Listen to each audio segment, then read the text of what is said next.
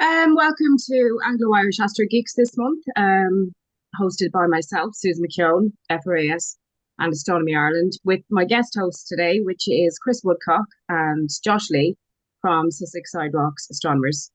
If you'd like to introduce Hi, yourselves, if you're interested.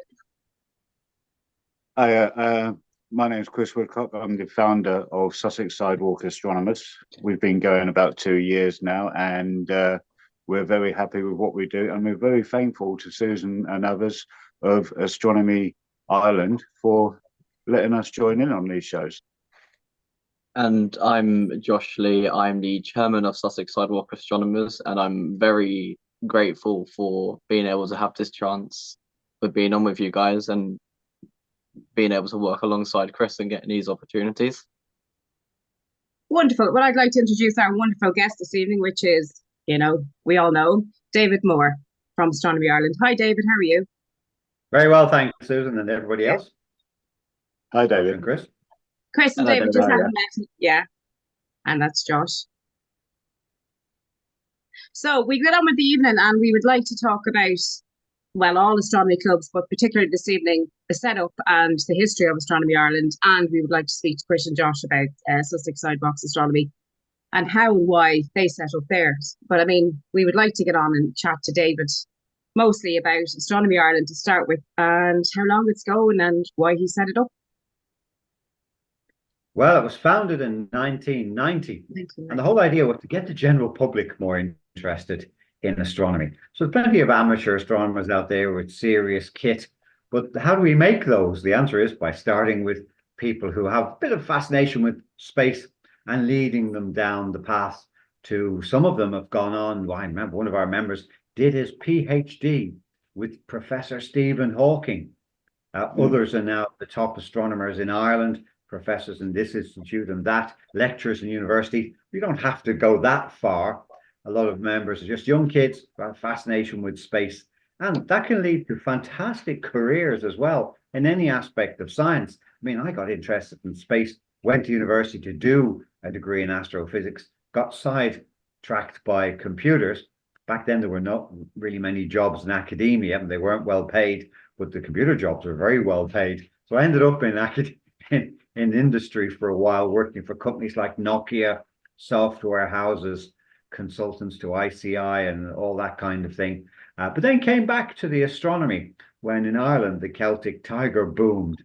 We set up a huge telescope shop selling operation, sold something like 20 million euros worth of telescopes, had a fantastic time. I knew it would all end in tears one day, which when the financial crash came in 2008, the first thing people realized was we don't need luxury goods as much as we used to. So it was no longer lucrative to run a big telescope operation. Plus, to be honest, you get sidetracked in business. And I was spending 6.5 days a week working and not doing much astronomy at all, seeing all of our lovely customers sending in incredible pictures to the magazine. But we kept Astronomy Ireland going in the background, and it mushroomed during the Celtic Tiger. There are over 2,500 paid up members. I think that's the same as the British Astronomical Association, which has got a population base in Britain of about 15 times more than Ireland does. And I remember a survey being done in Sky and Telescope magazine in the US, listing how many people there were in the various national astronomy societies around the world. We had a quick look, and as far as we could tell, and we still are today, relative to population, we had the highest membership of any astronomy society in the world. Second up was Finland, by the way. So we wondered why Finland was so popular. Did they appeal to the general public as much? And we found out that if you're in Finland and you want to read a book on astronomy in your own language, the only place that publishes them is the Finnish Astronomical Society, URSA. So we thought, well, maybe we should bring back in that the Irish language will be the only language in Ireland, and then we could publish all books off Gaeilge in Irish, but we never got around to doing that. And we've kept the club going this large by just trying to engage the general public. So on Monday, we have a lecture about the cluster of stars that the sun formed in. So who doesn't want to know the sun's history and where all its sister stars are? So we try and pick hooks like that will grab the public. The recent aurora, May the 10th, a fantastic advertisement for the society. We do a lot of TV and radio. I used to have a monthly TV show back in the 90s that helped a lot. And so we're all over the media. I think we have about 1,000 journalists on our mailing list. We issue about press notice every week. Let's say there's 50,000 press notices going out every year. So you don't stay at the top without a lot of hard work. And there are a huge number of volunteers helping to run the society, from people just bring their telescopes along to one-off events like the big barbecue in August. I think we have 150 volunteers on our books. So a lot of hard work is one way of doing it, and targeting the general public rather than just people who are already interested in astronomy.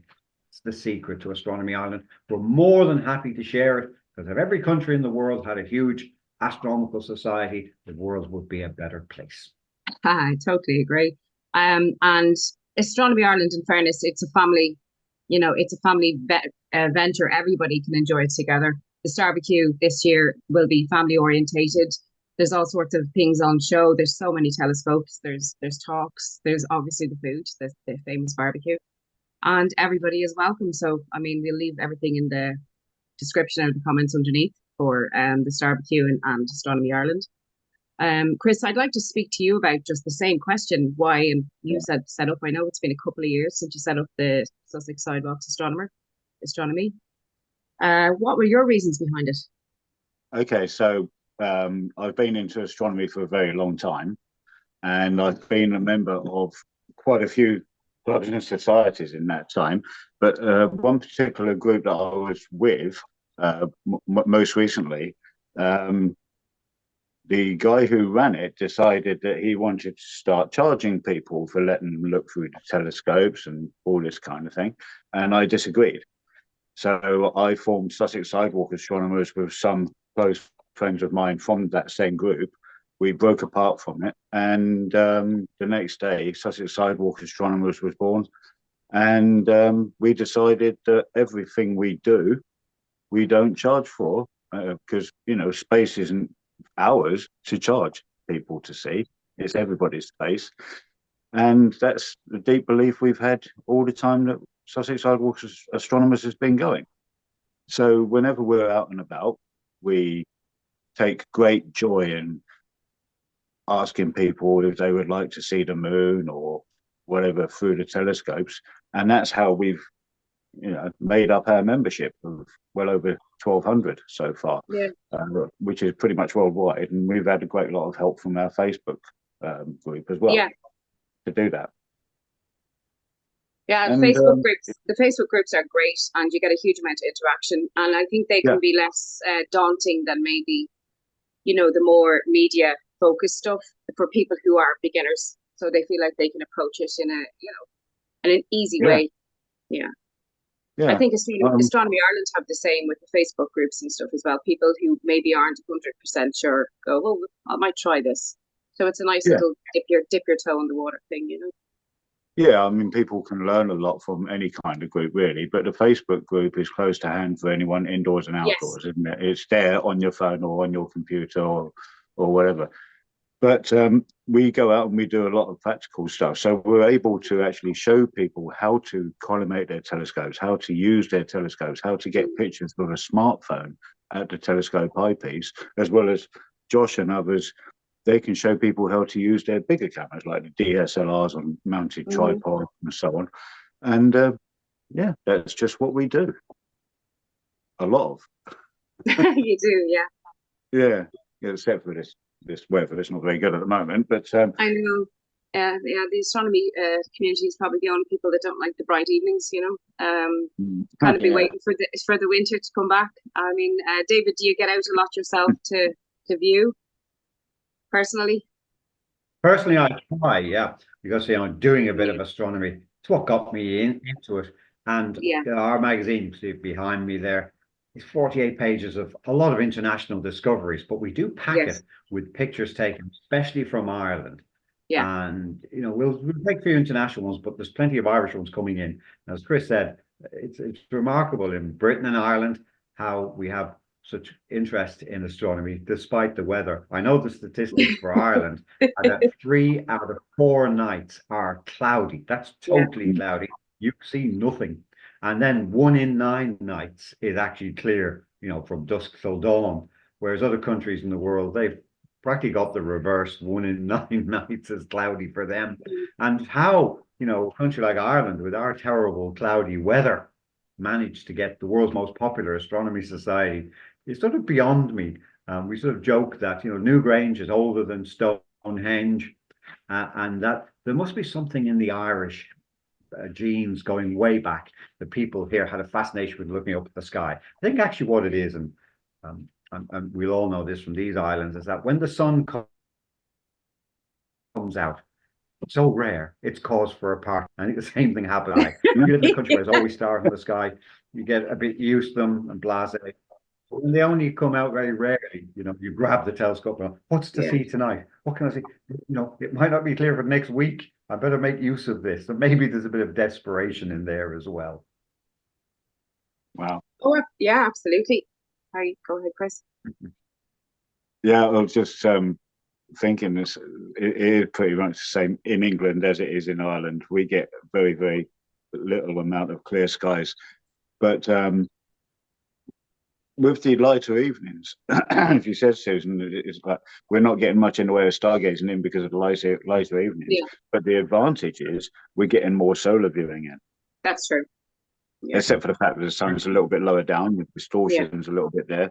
But we do get some good time with the solar viewing. I mean, if like me, working from silly o'clock in the morning until late afternoon, early evening, then being able to get the sun after work is good, because I'm still able to monitor the sunspot activity and so on, like I like to do.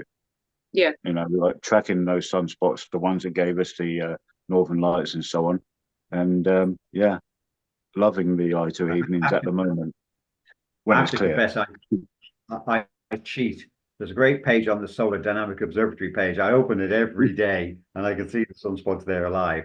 But I do have a little solar telescope or even a pair of binoculars that are fitted with little solar and go out and have a look at them live. And it's really big ones. You do get the camera out. But I appreciate there are people who are dedicated to solar observing as well. And of course, local midnight, especially here in Ireland, is 1:30 in the morning, our time, because we're using Greenwich Mean Time. We've both added on the hour for summertime, and we're half an hour further west. So it's 11 to sort of 3 in the morning, the ideal times to view. Who does that in June and July? But it does mean in the winter then that we've got all those hours. So 4 o'clock the sun sets, doesn't rise till 9 o'clock the next day. It is a bit cold, unfortunately. But the Gulf Stream helps moderate the climate a little bit. So it's not as cold as that. I've seen astronomers working in minus 40 degrees Celsius and worse around the world. At least we've never had to deal with that. Maybe there are some pros and cons of living this far north. Oh, true. Yeah.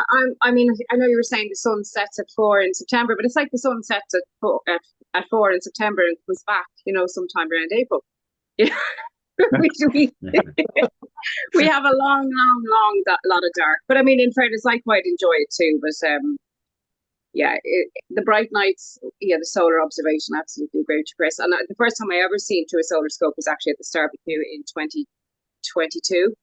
Yeah. And it was mind-blowing, absolutely mind-blowing. I couldn't get over it. Literally, with the daylight and stuff, and I'd never had an experience like it before. And looking forward to our one now in September, Chris, so I'll hopefully learn a thing or two. Chris will be over in September from the 5th to the 8th with Josh, and we're doing a solar obs on the Friday, and we're doing a talk on Saturday here in Drogheda for Boyne Valley Astronomy Society. So looking forward to that. And I'm really looking forward to actually learning about solar observation, because I know very little apart from the few bits I've been shown, so. There's quite a lot to learn. If you're careful,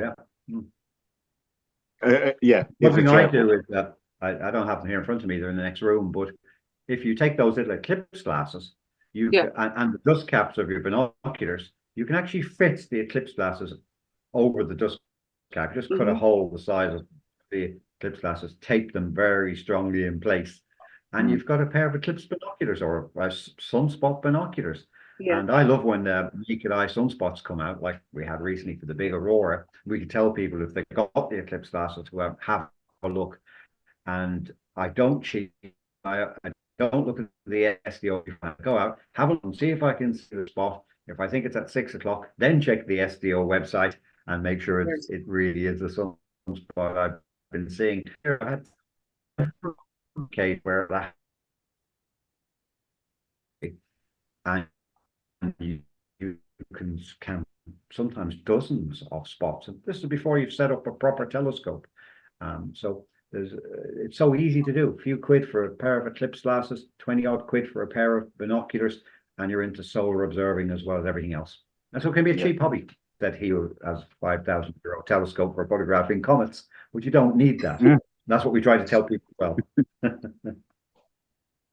it's like if you're driving, you don't need a racing car. You know, a standard car will get you all around the country, do some great touring. Same with astronomy. Pair of binoculars will get you started. And you're probably as big a jump from the naked eye to binoculars as you are from binoculars to the biggest telescopes in the country. So people are surprised how significantly good they are. And still tidbits like that we try to use to get people roped in. Any excuse, get people roped in, because once they're roped in and they've seen a few things, a lot of them get hooked. And that's how you make new astronomers. Absolutely. And that's what we've done as well.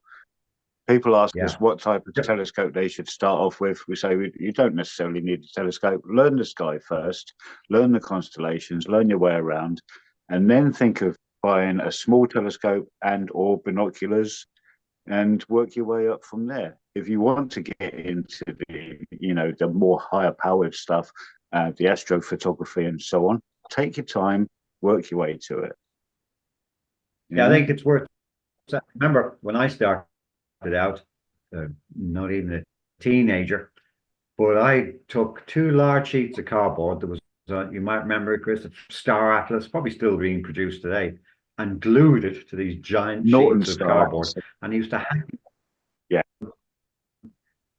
And other than that, and I used to hang them on the washing line, the clothes line on the back garden, and I'd be there with a red light torch. That was a torch, no LEDs back then. It was a torch with a piece of red plastic over it, looking at the star map, then looking up at the sky. Today there are all these apps that will name stars, tell you how many light years they are away. So it's become as easy as shooting fish, but you can do it either way, and both were fun. Yeah, I did exactly the same things. But I found that when I first started out, David, is learning the constellations was much better. Looking at them first, and then looking at the map to compare what I'm seeing in the sky. And if I scanned a constellation with the binoculars or a small telescope, and if I bumped into an object, I was able to look at the star map and say, right, I've now identified that object, so I know what I find in what constellation. So I know where to look for, say, for example, M27, the Dumbbell Nebula, and so on. So if people out and about say to me, can I have a look at such and such a galaxy or nebula or something, I can just move my telescope into that position. There it is. So I say to some people, I know the sky like the back of my hand. I've been doing it 45 years. And I'm very lucky in that respect. But some people don't find it so easy to learn, even using that method. So I say, when you start out, for the first few nights, go out, look at a couple of constellations per night, but don't try and rush over the whole sky. It's a pretty big sky out there. So much to learn. So take your time and do a little bit at a time. I remember learning how to star hop back in the days before go-to telescopes. You'd be there with the Atlas and the red torch. I remember that. And it would take you forever to track down a faint galaxy. Today, you know, I cheat. I have the hand controller, and I use a Celestron with that precise go-to function. Even with the camera on, you can put objects in the dead center every time. So it just means finding any galaxy, comet, or whatever is like shooting fish in a barrel, but it just means you can get more done. I can always justify it by saying, well, I do know how to star hop if I have to, if the power ever goes.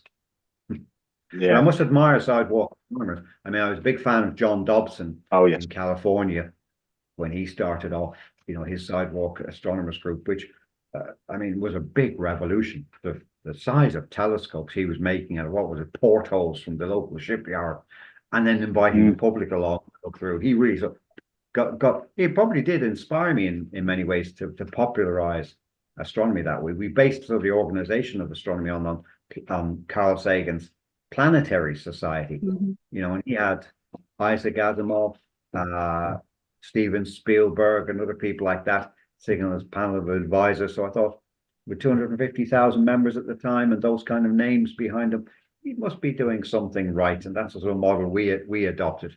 But we've done lots of events like you have. We used to use the Phoenix Park in Dublin, one of the biggest parks in Europe, because it was fairly dark, good car parks. Everyone knew where it was, set telescopes up there.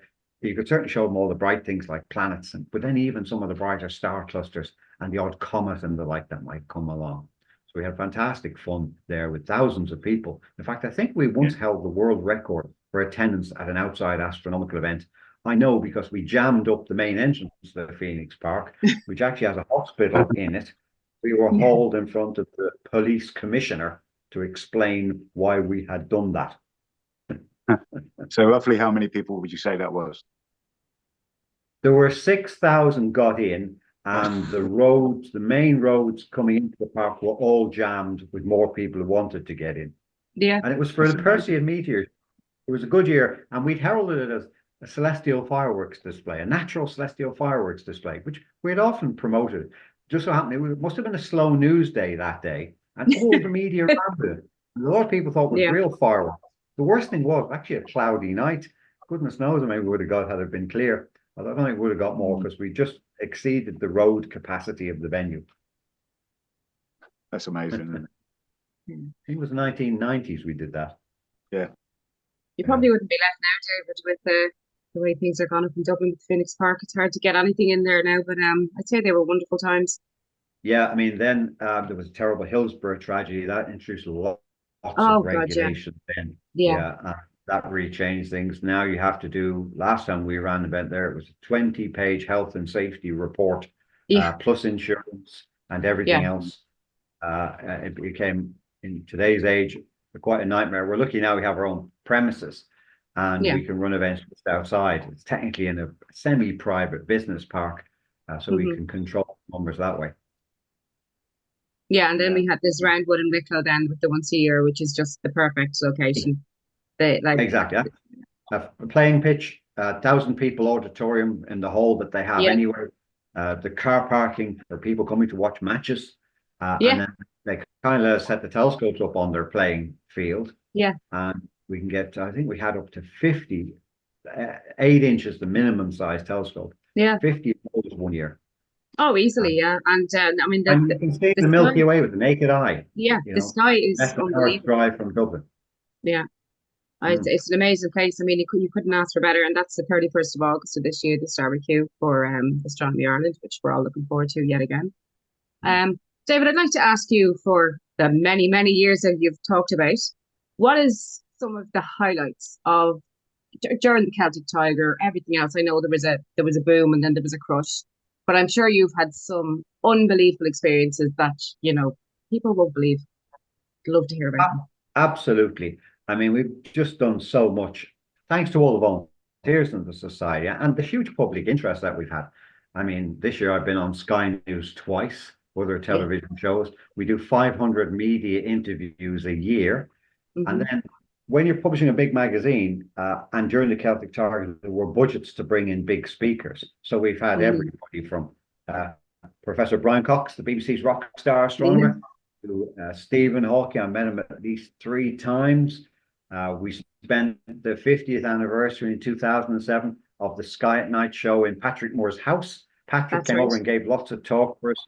Yeah, during the decades that we've been existing. I've had him in my house. He's had me in his house. Hopefully not too many children watching this, but he's drunk me under the table, or he has. With us. I've heard other stories from Sir Patrick Moore as well. I've heard literally the same story from a number of people. So he started me back in the early days when I was about 25 or something. I thought, this old man can't drink me under the table, and he did easily. We shouldn't be telling drinking stories, But one of the highlights for me personally was that when big stars come to Ireland, they look up the National Astronomy Society. We're well known to the media. Yeah. So we've been asked to bring in astronauts for big TV shows and things like that. But Neil Armstrong was coming to Ireland, and they asked for some help in promoting. I don't think they really needed it, but we managed to get a private audience with him. This was November 2003. And I got to sit down with Neil for half an hour, one-on-one, and talk to him.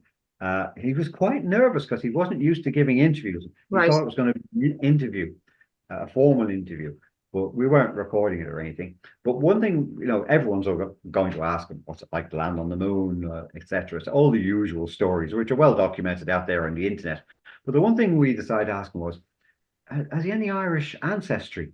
And he lit up and told me, in fact, we've just done our ancestry, and the family, the Armstrongs, came from Ireland, from County Fermanagh, in fact. And then he laughed and he said, in fact, yeah, apparently the family was known for stealing cattle. So the first man on the moon is descended from Irish cattle roosters. And he's born 1920-ish, 23-ish, I think. So his grandfather had left around the time of the family, like so many Irish. Maybe we're 2 generations about doing that story, you know, the Irish ancestry of Neil Armstrong. Because this was 2003, he told me this. Since then, people like Tom Cruise turns out to be Irish, Barack Obama, of course, Joe Biden, everybody wants to be Irish. But, you know, Neil Armstrong was very close with the 1920s, only 1 or 2 generations down the road. He would have been, I think, the most famous person in history. You know, who else is more famous than the first person to walk on another world? He's going to go down there with huge greats, you know. Yeah. I actually just watched the series of the. Very proud of him. I just watched the series of the, you know, The Right Stuff. They did make the movie in, I think it was the late 70s, but I watched the actual series. And they went through so much. It was such a difficult thing for them all to do. And I know they got there and he got there, but you just look at it going, how did they manage? You know, with the equipment and the technology available, you know. I tried a few times myself to get into space to become an astronaut. There was a first round of applications in Ireland. It's 1991. Astronomy was 1 year old, and Ireland is broke back then. A small population, nearly doubled since then. Taxes something like 50-60%. VAT is 35%. You tell that to the young people today, and they won't believe you. Yeah, I remember I got a raise. I worked for Nokia at the time. 2/3 of the raise went straight to tax. It was one thing that made me realize there's no sense getting a huge normal salary here because they'll take most of it away from you. So you might as well enjoy it. That's when I really got heavily back into the astronomy again. So it was thanks to the Irish tax system.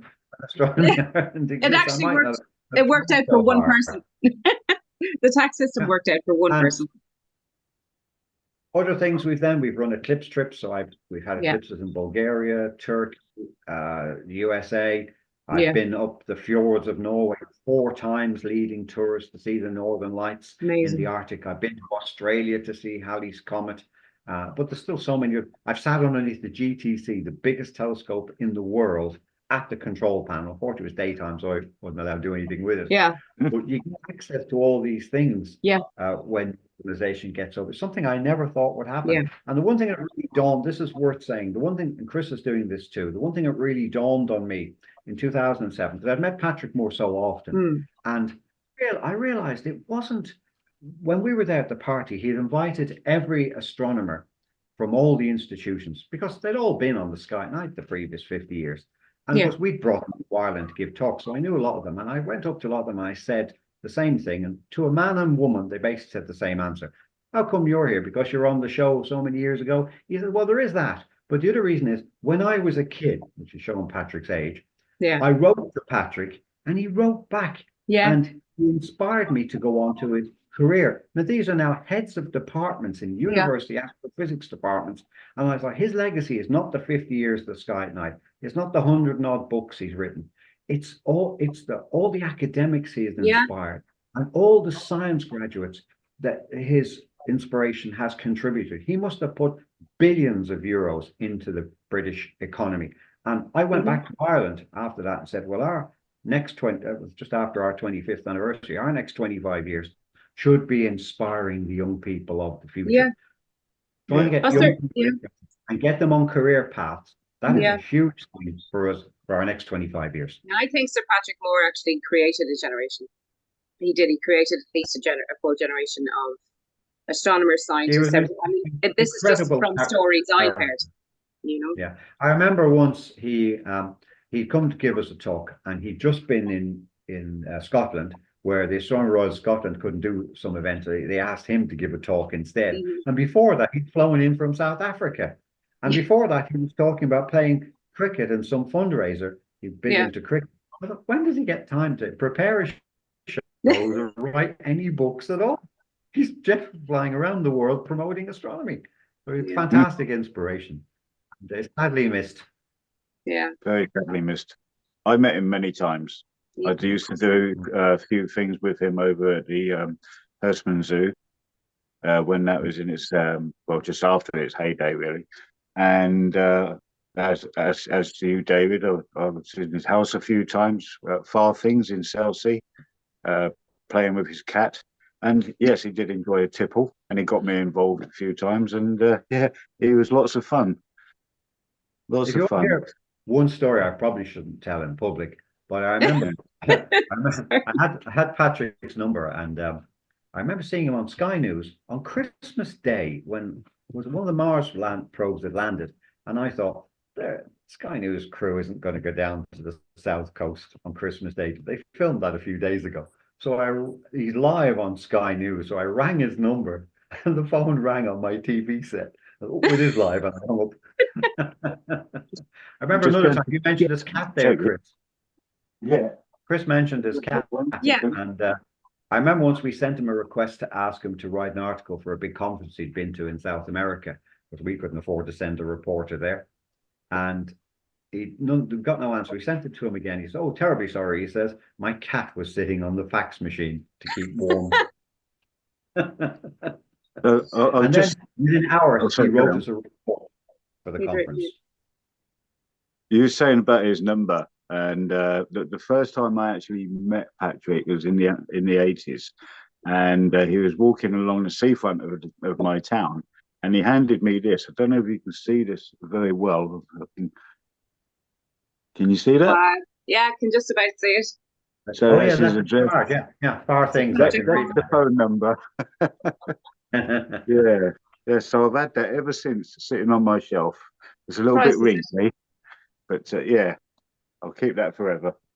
Absolute prized possession. Yeah. I don't think you could probably. That's probably what a one in a lifetime opportunity to get something like that. So. Oh, definitely. Yeah. For you know, some people, many people never got the opportunity to meet Patrick at all. David, you said about Stephen Hawking, Carl Sagan, and many others. Carl Sagan was one that I really always wanted to meet and never got the chance. Stephen Hawking, pretty much the same. I can't say the same for Brian Cox, but he's very good in his own right. But Patrick Moore, I was absolutely honoured to meet that chap. He was amazing. He really was. And his cat. And his cat. Yes, the commanding officer. Sorry, excuse me. I don't know what to say. Yes, David, I wanted to ask anything else about the Northern Lights. I know you've been in person, is it 4 times? And I know you've led tours. Are they as absolutely stunning as they look? Yeah, we got very lucky. Our first one was 2012, and it was going to be a cruise. So we flew to Oslo and then up to Bergen and got on the cruise ship. And the cruise ship goes up all the fjords. So you stop off it every time. It's a great trip, full stop, forget the Northern Lights. But you get to, as you're getting further and further north, basically that far north, especially when you get into the Arctic Circle. If it's clear, there's an aurora. There's always the auroral arc there anyway. And on our first cruise, there was a big CME explosion on the sun, and we were expecting the aurora. And then there was a second one. So we got 2 at the same time. And the aurora was, first of all, it was actually went south of us. We'd almost gone too north to see it. And it was so bright that the deck of the ship was dark wood, so you couldn't really see your shadow. But I almost went down to the cabin to pull the sheet off the bed, put it on the ground. I'm sure we would have seen our shadows on the ground from the aurora. It was that bright. Wow. And one thing I did, I had a lovely pair of 7x50 binoculars, nice wide angle Zeiss binoculars. And I was looking at, I thought, let's have a close look at them. They're so bright with binoculars. And you could see fine structure in them. I tried this on the May 10th aurora this year. Couldn't see the fine structure.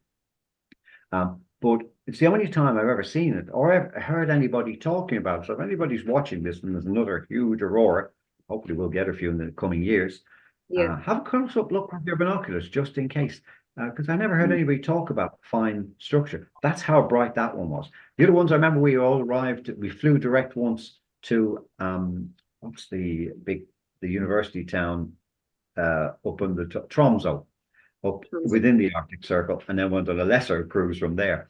And that one, we all arrived at the hotel. Been traveling a long time, so 2 flights, a little bit tired.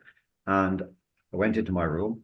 My room had a lovely view of the bay. Opened the window, a huge window, opened beautifully, and there's the aurora sitting over the bay. The first night we're there, and people were walking past my door to go to their own rooms, and I shouted and say, "Look at the aurora!" There's about 20 people in my room, all looking out my window. And you become so blasé. We said, "Well, what we do next? Well, let's go down to dinner." So everybody went down to dinner, and then went to bed. And sure enough, over next week we had several more displays of the aurora. It's that easy when you're inside the Arctic Circle. That's amazing. It's rare. Well, that said, I've seen 3 aurora from Ireland so far this year. Right. 3, this year, like, as in May 10th was just unbelievable. May 10th was the most amazing one, wasn't it? Yeah, it was. We've seen 2 from our town, but we hardly ever see aurora at all.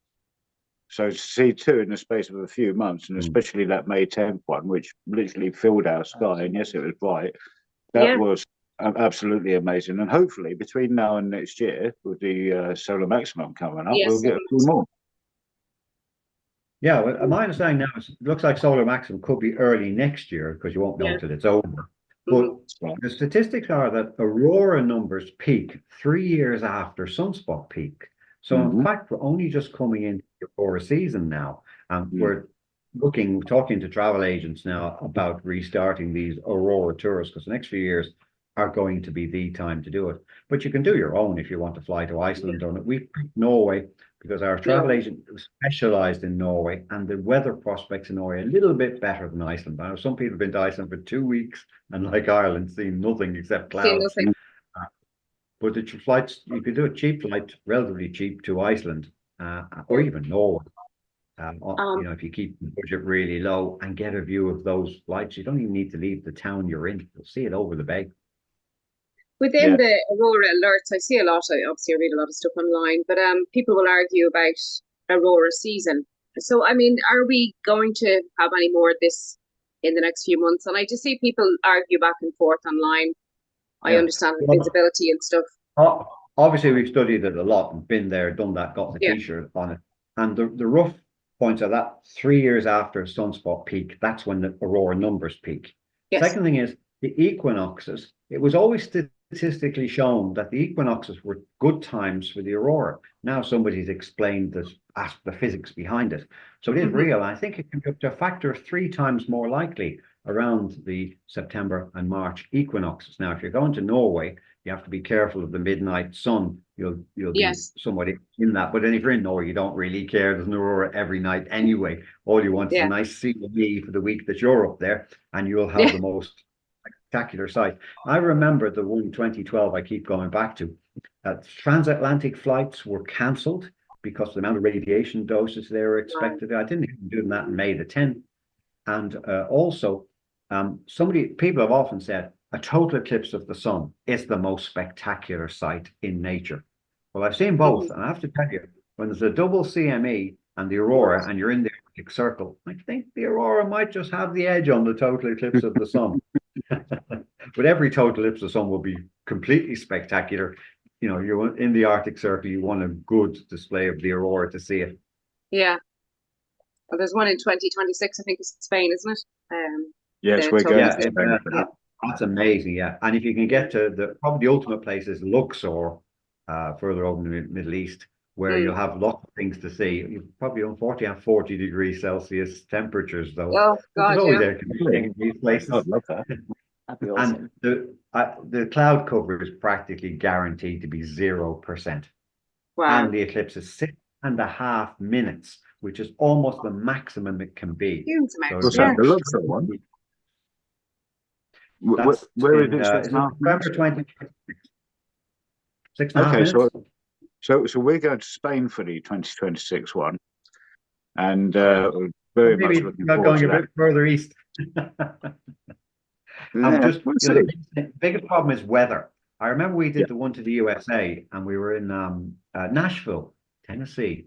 Because if you're going to do a raw eclipse trip, the best thing is to do it somewhere where you can do something touristy. Make it your summer holiday. So we did Turkey in 2006.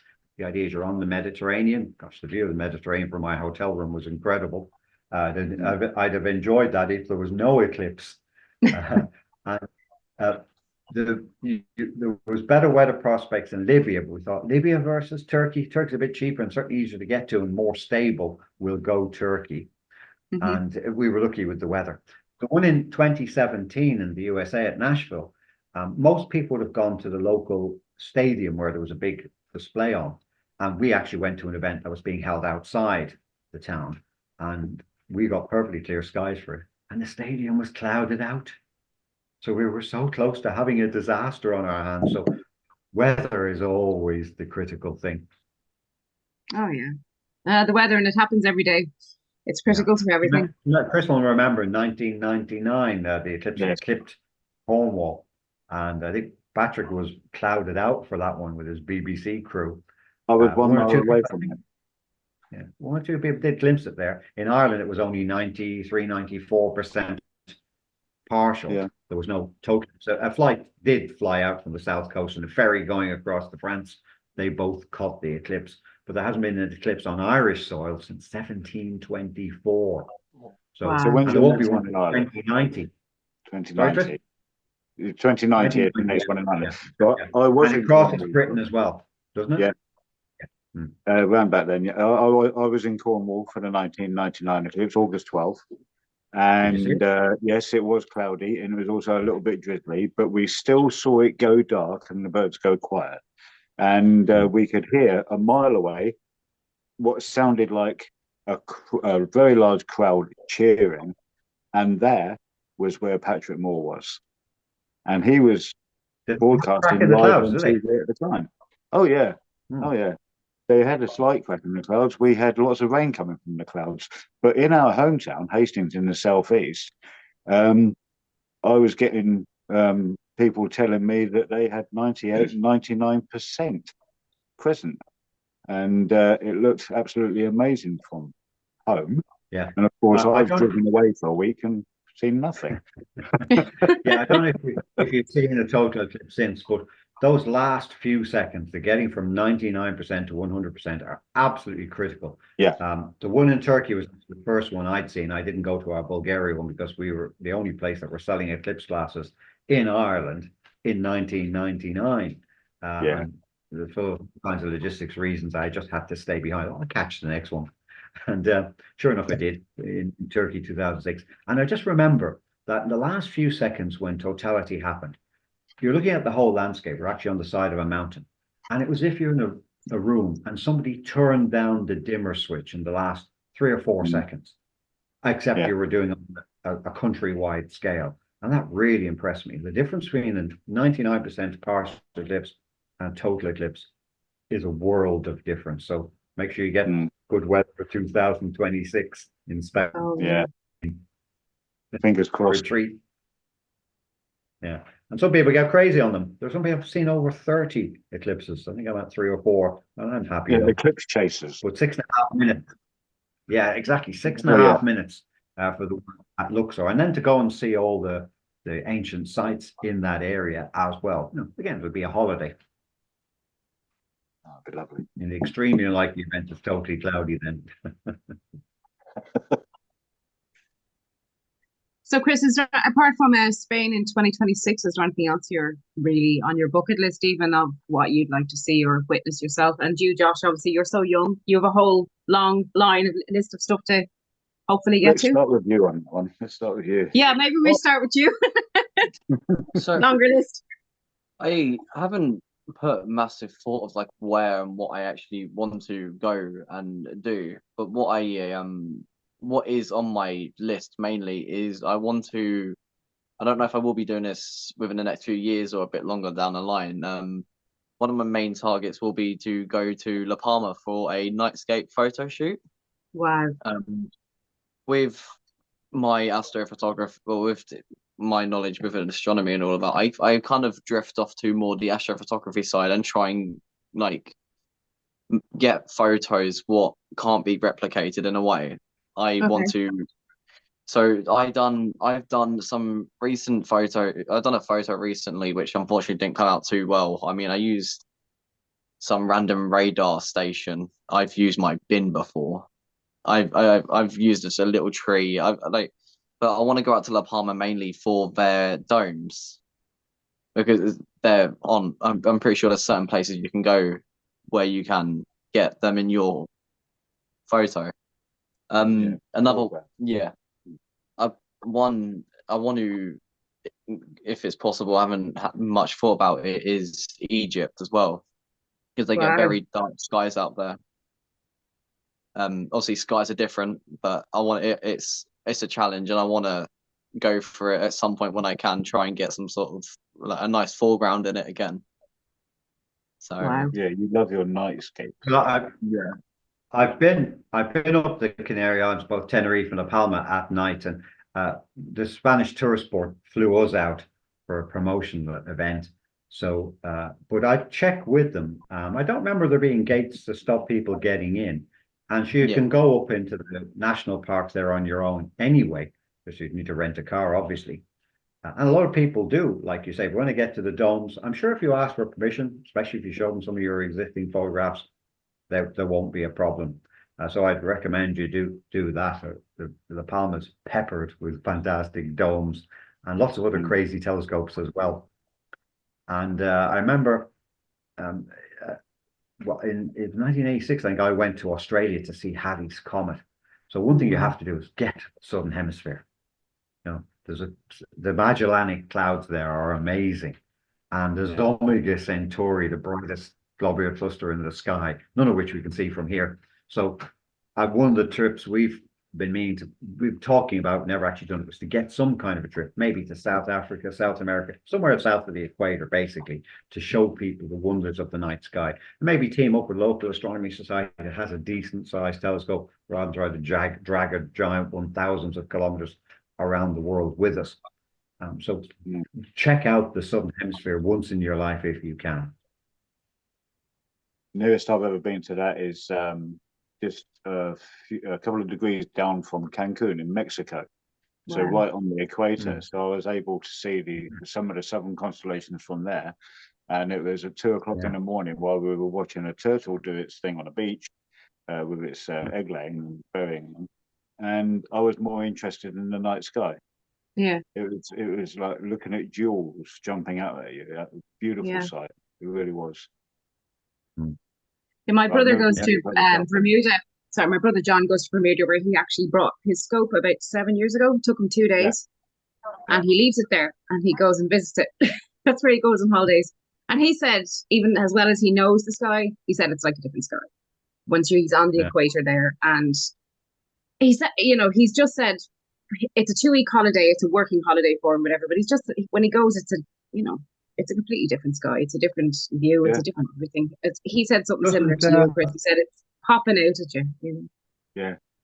Doesn't Damien Peach do the same thing? John actually does viewing with Damien sometimes, and he's actually got him. He's been there at the same time, and he's gotten to look through Damien's equipment, and he said it was just so impressive.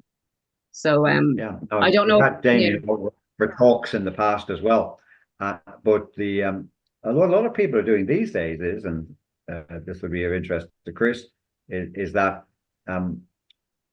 you can automate telescopes now, and they're setting up remote observatories where they can control their telescopes from. I met one Yeah. chap at an amateur astronomy conference a few years ago, and he was paying admittedly £7,000 sterling a year to have a serious astrophotography set up in Australia Yeah. that he can access remotely.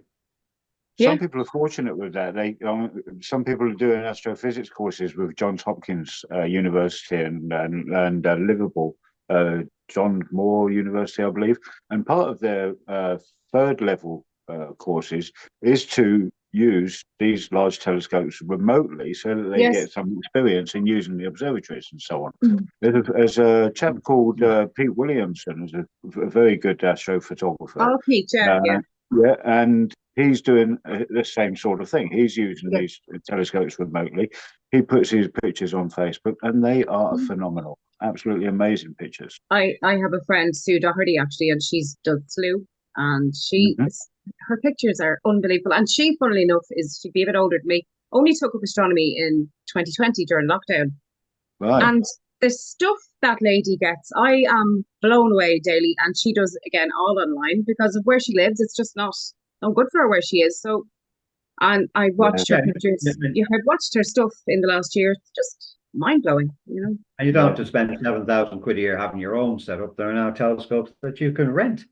And that's actually a bit of interest to me because I thought of possibly living in Spain to get decent skies. That's how frustrating the Irish weather is. But now, you know, my next couple of years plan is to automate the telescope so they'll be outside the door, but so I can control them from indoors. And if you've teased out all those problems, stick one of them in Spain. Maybe you have to go and visit it once a year. I mean, a C-Star S50 is pretty much you can just leave it out in your garden and go inside, you know. And I think they're obviously they're dwarfed, so they're easy to move around, you know, for people like me, small people with no cars. They're handy, but again, you can just put that out and go in and control everything from your phone. So, I mean, if you had a holiday in the west of Ireland, you could leave it over there. Yeah, you could, and it's all app run.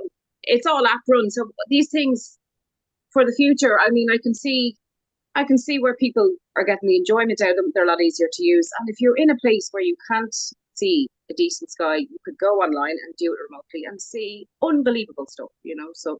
And to get back to the Liverpool, I think it's the Liverpool telescope you're talking about, which is a 2-meter telescope, if I remember correctly. And I remember everybody came to Ireland during the Celtic Tiger, and the crowd that were organising it, they wanted to get Ireland involved in as well. So the engineer astronomer that they'd hired to run these telescopes came over to Ireland, and he told us what the story was behind it. And basically, this chap had a good education in Britain, went over to the States, and he decided to buy a bunch of 2-meter telescopes and plonk them around the planet so that any school child anywhere in the world could always access a telescope on the far side of the world where it's dark and actually do live observing. Now, unfortunately, the equipment for it all was paid for. I think it was one of the vice presidents of Google, and he retired, and his $500 million retirement package, he decided to do this. It only cost him $120 million or something like that, but nobody had put in the infrastructure to run these things. Okay. And in the event, the whole thing was transferred to another organization, and the equipment was handed over on the basis that you'll provide the infrastructure for the price tag of £1. And the guy joked to me, he says, the people signing the contract from the US, they didn't have £1, so I loaned them the £1, he said. So technically that means I own $120 million worth of telescopes, doesn't it? So it's a great idea. I don't think it's ever been seen to its fruition, but wouldn't it be fantastic if all school kids had access to 2-meter telescopes for photography? I think it's the way things are going. You're right, it hasn't come to fruition at all. But I think, again, 5 years, you wouldn't know. It'll probably be the norm, you know. I want other stories. During the Celtic Tiger, there was a big IT conference on, and so all the big Microsoft, the rest of they all sent delegates to this thing in Dublin.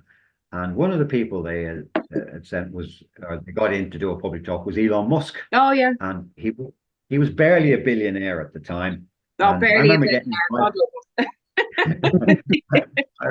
I remember there was going to be a pub crawl, and Elon Musk was going to be on it. And somebody said, "You go along, meet this guy," because he set up SpaceX. Yeah. And we were just too busy. I said, running a telescope shop kept you to. I'm kicking myself now that we didn't go and meet him. But if someone like him could just launch some of these telescopes into space, this problem we have with weather, this problem we have with planets shimmering if you're trying to take higher resolution images, it's not going to cost him much. And wouldn't it be a fantastic project if he did something similar to Liverpool Telescope in space? And kids with the have Starlinks. not Hubble Space Telescopes, but something close at their fingertips. So it's still a possibility for the future. I'll suggest it to them when we get to it. There's a lot of negativity towards the Starlinks at times as well. So wouldn't it be lovely to see them being used for a lot of good? And people then I think would be more accepting of them. They're beautiful to look at, but there's so many of them, They are vermin, yeah. I was taking pictures of the night. Four satellites on every frame. And sometimes maybe 1 in 4 frames will get ruined. Now it's 4 satellites on every frame. I had to take about 10 pictures to get one that worked. Yeah.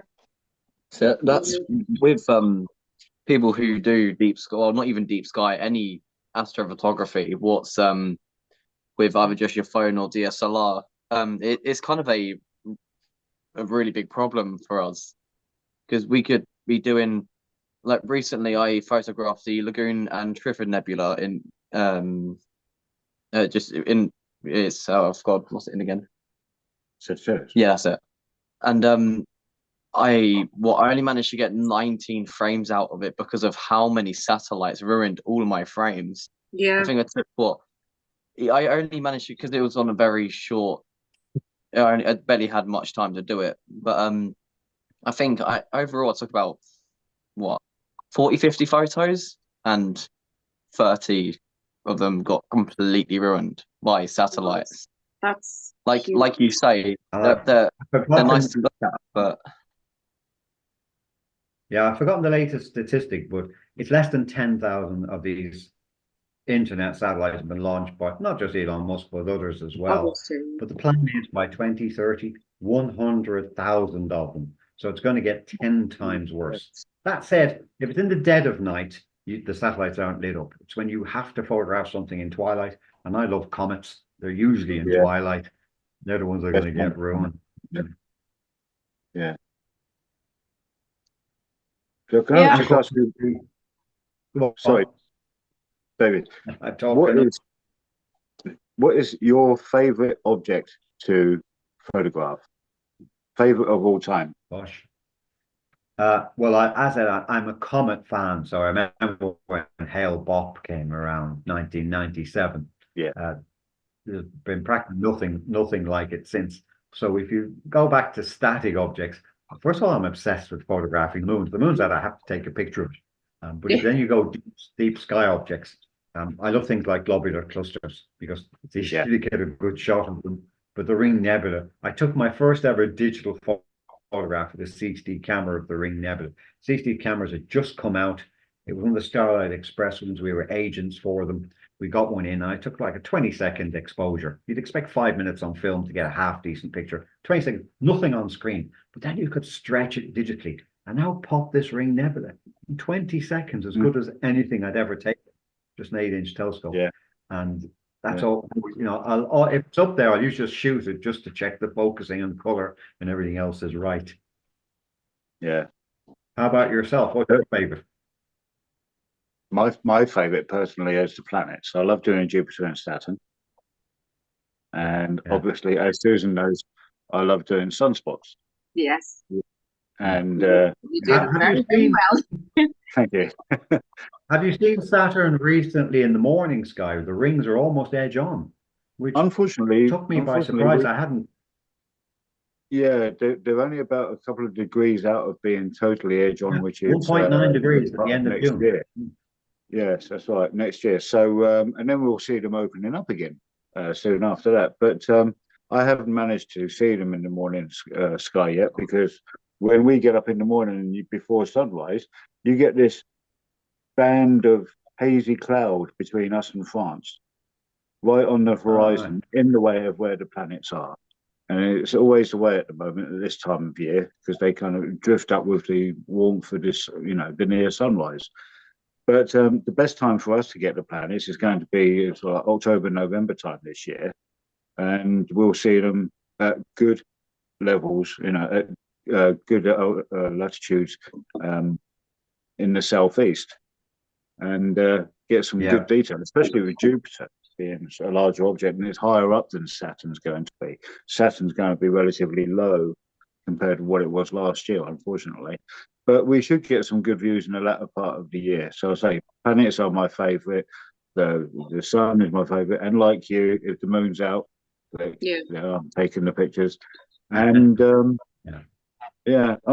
because I do smartphone astrophotography, I can't really go much with the deep sky stuff because the phone I use, the pixelation and so on. If say for example, I take a picture of the Andromeda Galaxy, which looks like a fuzzy smudge anyway, all I see is a bunch of pixels trying to get together, and that's about as good as it can get. Yeah. Well, I mean, you never have time for everything you want to do. One thing I've thought is, if we could teach everybody who reads Astronomy On magazine to take pictures of the night sky, start them with the smartphone, then get them hooked trying to photograph, maybe through their binoculars, maybe through a small telescope. There are cheap adapters for those now. Ultimately, some of them will go on to get decent equipment.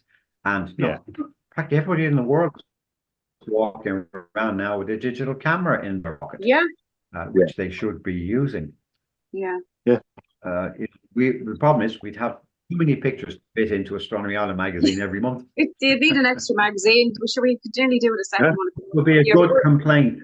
Yeah, but the Aurora pictures that came in now from May 10th, I mean, you could have made a weekly magazine. It was just stunning. And pictures from phones, but obviously people with better equipment, but even just anybody's picture from a phone was mind-blowing. Couldn't get over it myself. Most of the phones now will have night modes on them, or you go into the manual mode, the pro mode sometimes. Pro mode and all that, You can photograph things much fainter than you can see. My daughter took a beautiful picture just from her back garden. She's only a couple of miles from me. And she sent it to me, and I was like, oh my God. And she just took it on night mode on her own camera. She's not even interested in photography.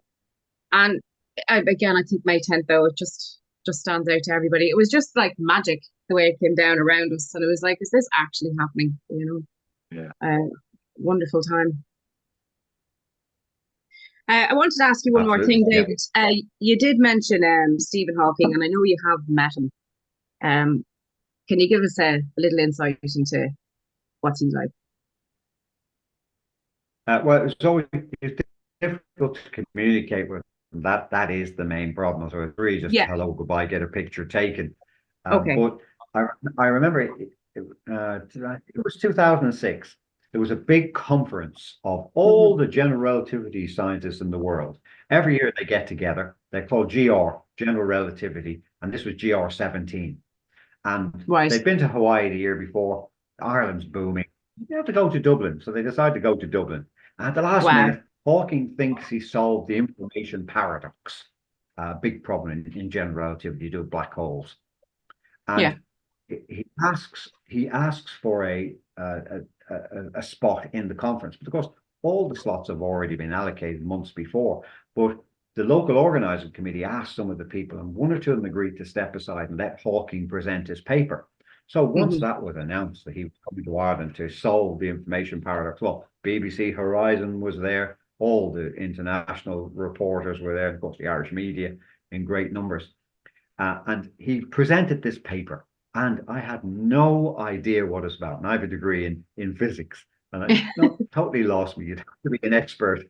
But it looked believable, is all I'll say. And I saw some of the actual main professors being interviewed afterwards on the news. And they were saying things like, "Oh, when we get back, it's very interesting. When we get back to our offices now, we can go over to fine detail this and check it out, see if he's correct," which meant they didn't understand what he said either. And sure, it turned out he had made a mistake. He hadn't solved the information paradox. Months to find that out. But the important thing is he was there in person on stage. And I went up to try and get a picture with him. And this young guy tapped me on the shoulder. And he says, "Are you David Moore?" I said, "Yes, yeah, I'm Oisin Mockanauna." Okay. And he says, "I used to be a member of Astronomy, and I'm one of Stephen's students." Wow, I said, "Oh." And that's so cool. it turned out he was unfortunately a smoker, which we don't recommend, but he had to go outside for a cigarette. So while everyone else was queuing up to get a picture with Hawking, which I did eventually get, we went outside, and he explained to me when he was 12, he had written to the Society. And I remember his letter. He'd got one of the cheap Tasco telescopes that were rubbish at the time, back Yeah. in the early 90s. Mhm. Didn't see anything with it. And he Yeah. wanted to know what he's doing wrong. We go back saying, "Oh, the telescopes are terrible. You're better off with a pair of binoculars. But if you got a low magnification eyepiece, you might see the Pleiades, the Orion Nebula, and this." And his mother bought him this for Christmas. And he's age 12. Bless her, yeah. I hear nothing from him for 10 years. And he explains, "I was that kid." I think we actually published a letter to the editor saying how he was using his telescope. And he went on to get his PhD with Stephen Hawking. And he actually came over to Ireland a few times to give public talks about gravitation and the like. Probably find them still on our website. And I thought, that's a fantastic story. This kid I never heard of, never heard his entire career, goes to Cambridge. He had told me he went to do mathematics. Now, he went to do mathematics because he wanted to be headhunted by the City of London to go in and become a major dealer. But he saw on the notice board of Cambridge, Stephen Hawking takes on one PhD student each year, applications invited. And he said, "Oh, a chance to have a one-on-one meeting with Stephen Hawking about maths." Put his name down, went in, had a great time chatting maths with him. A week later, he got a letter in the post saying he wants to offer you the PhD. So he gave up his plans for the City of London to be back to become an astrophysicist with Stephen Hawking. So you never know what just advising people to get a new piece for their little telescope might do. Yeah. What story. That's impressive. Yeah. Yeah. Amazing. I hope he still would have kept the interest up, but I'd like to think that Astronomy on kept him on the straight and narrow. Yeah, definitely. Yeah. Yeah. Well, there's great courses with Astronomy Ireland, and then obviously you do the lectures once a month, and then there's the magazine itself, and then there's Twitter, there's Instagram, there's Facebook. I mean, there's many, many, many ways to contact Astronomy Ireland, and we'll put all them in the comments after the show. And we'll talk about we'll mention the Starbecue as well, which is the 31st of August this year, isn't it? That's right, yeah. That's that right, big day. I think Saturn will be the star of the show. It'll just be up. We should get a great view of it this year. And Shame we're not there for that. you won't be there for that, Chris. No, but Chris and Josh will be. Your thing, of course, we all know about is the big comet that's coming in. We'll get to see it best in October, 2083. I'm calling it because its other name is difficult to pronounce. Right. Chinese observatory, meaning yellow something, yellow metal, yellow first. Anyway, I'll practice the pronunciation of its name closer to this. But it could be a pale pop, magnitude 0. Wow. That will be incredible if it's up to expectations. Yeah, that will be worth looking out for. Chris and Josh, I'll just mention it again, are coming over to Ireland on the 5th until the 8th, and for Boyne Valley Astronomical Society. Myself and Chris are going to do a talk together. Chris is going to talk about the sun and the planets, and I'm going to do a little bit about exoplanets because they're, I don't know, a bit of an obsession for me. I'm just fascinated by them, or the idea of them is more what I should say. And we're going to do a solar observation here in Drogheda for BVAS. We're not sure of the time yet, but it'll be Friday the 6th. So we really looking forward to seeing you lads. It'll be great. It'll be great to meet you in person because, as I always say, you talk to people who live on my phone. I'll actually get to meet you in person. I've managed to meet David a couple of times. But it'll be great to meet you in person, and yeah, looking forward to it, and we'll manage to maybe, fit in a bit of fun around all the work. Oh, absolutely. I've got to try the Guinness. Oh, yeah, well, I wouldn't be a fan myself, but apparently it's lovely. Yeah. Yeah. Oh, we'll enjoy that, But we might finish up now in the next couple of minutes. And I would just like to say I made a mistake at the start. We have a lovely theme tune written by Pico, who was a friend of Nick's. I never thanked her at the start. So I would like to thank Pico and apologise for my late remark about it. Nick just reminded me there on Messenger. And I'd like to thank Chris and Josh from Sussex Sidewalk Astronomy and David Moore. I really appreciate you coming on. You were on in November, but unfortunately the recording got corrupted, so we never got to put that out. So I really appreciate you coming back. So I will say good night to you, lads, and thanks so much. Thank you. No, Thank you. To us. Nice to meet you, David. I might see you in Boyne Valley in September. That will be Oh, yeah. brilliant. Awesome. Barbecue by then.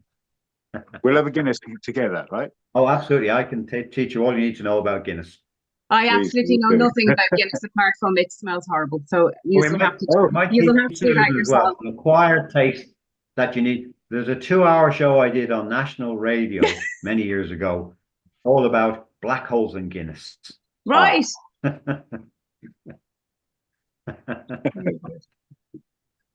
We'll cover that one in the pub. Yeah. All the best, everybody. Bye-bye. Thanks so much, Thank guys. you. Thank you. Bye, everyone. Bye-bye. Bye-bye. Bye. Bye.